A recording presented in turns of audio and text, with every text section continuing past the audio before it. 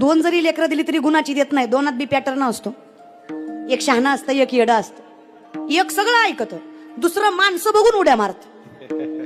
त्याला माहित असतं पाहुण्यात काय करते, निश्चित जात खाती करते काय, पाहुणं गेल्यावर बघा जे असेल ते परिणाम. आता दोनात एवढी तराम आहे.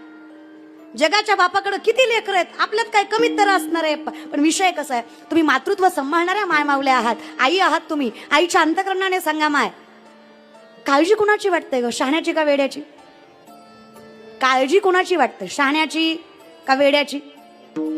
कारण आईला माहित असतं हे शहाणं आहे, ह्याला कोणीही स्वीकारेल, पण हे वेड आहे, ह्याला माझ्याशिवाय कोणी स्वीकारणार.